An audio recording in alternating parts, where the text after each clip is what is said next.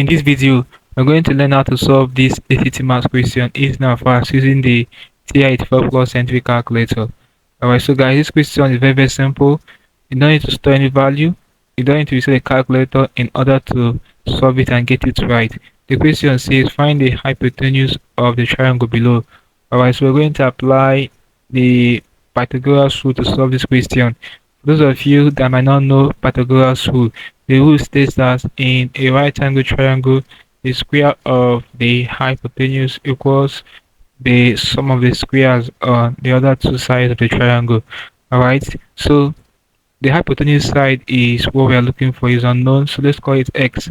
So to simplify or to solve this question to get the hypotenuse side, so it's going to be, we can choose to use equation solver to simplify this, guys.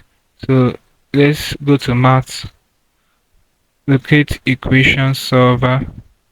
So we have B, press enter. Alright, so the E1 will be for the x square. Alright, because our hypotenuse is unknown, so it's x square. Okay, enter. So the E2 will be 4 square. Alright, plus 9 square. So that's it.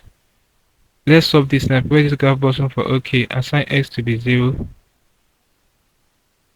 So that's it. Press alpha and this enter button to solve it. So we have the output x to be 9.84. Let's leave it at 2 decimal places. 9.84. Alright. So right now you're going to check the options. Anyone that gives you 9.84 will be the answer to this question. Alright, so let's quit this. I feel the answer will be option I. Alright, let's verify. Remember, we got 9.84. So we have square root of second base of 97. Enter.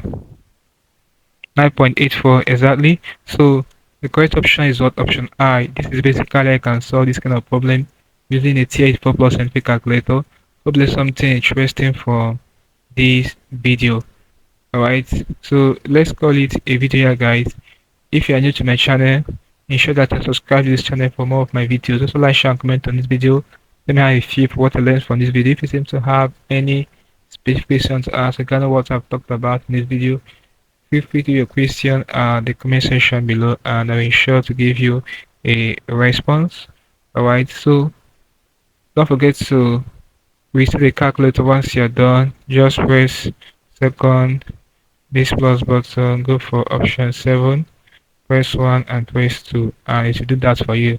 Now click on the end screen above and I will see you in my next video. Thanks for watching.